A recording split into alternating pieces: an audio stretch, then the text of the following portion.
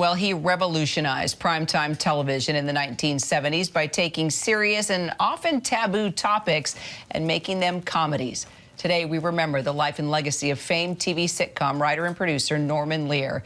Who could forget his legendary actors that introduced us to characters like the curmudgeon Archie Bunker in All in the Family, the Evans family in Good Times, and, of course, the Jeffersons. Guys like us, we had it made. Those were the days. And you knew where you were then. Girls were girls and men Who were could forget Edith and that high-pitched note? She never got perfect. Lear passed away at the age of 101 in his California home. Join us now to talk about just the enduring laughter we all had and continued to have. Our contributor and SiriusXM radio host, Mike Muse. Oh, my gosh, that's probably All in the, well, we'll get into many reasons why we remember All in the Family, but who could forget Edith singing at the piano? I mean, really, that's one of those things. It's iconic, right?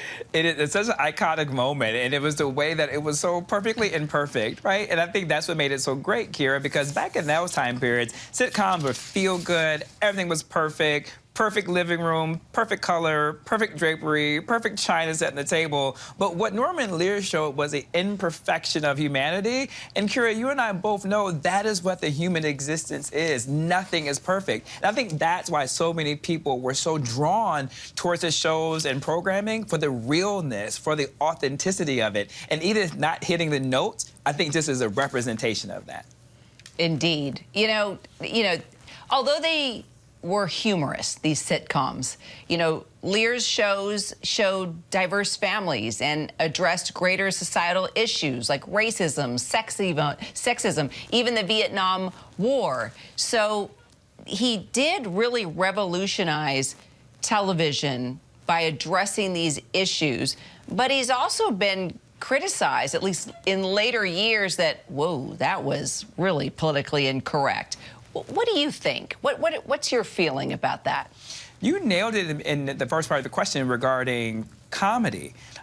We don't really think about Norman Lear as satire, but a lot of his programming was very satirical in nature, using the art of comedy to make us laugh through the pain and making us laugh through the uncomfortability. That's what made us sit in it longer, was the ability to have these brief moments to laugh in spite of these very uncomfortable moments and scenarios. If you look at All in the Family with Archie Bunker, the character, Kira, we're in the holiday season. We all have that one relative who says the most inappropriate things that should not be said, that are offensive, that are racist, that are sexist, that are all the phobias you want to know. And so that is a relatable moment to the audience. If you look at the characters that he did with Good Times, what Norman Lear did was really show the working class family, but we never saw the humanization of the working class family in that time period. You showed a family that was struggling, but then you showed a family that was so full of love. And he actually talked with us back in 2019 about these shows specifically and the conversation that we're having right now. Let's listen to what he had to say back then. The only thing I knew to write about was what I saw around me. And there's nothing that we did on All in the Family or the Jeffersons or any other show that wasn't going on. I had found it up the street or down the street or across the street from us on Woodstock Street. These were problems people were dealing with. And the people who were dealing with them were people I knew. 1971 is a long time ago. And we are still, and you will see when you see the full Jeffersons, where we were. We're not any further ahead in understanding the racial questions.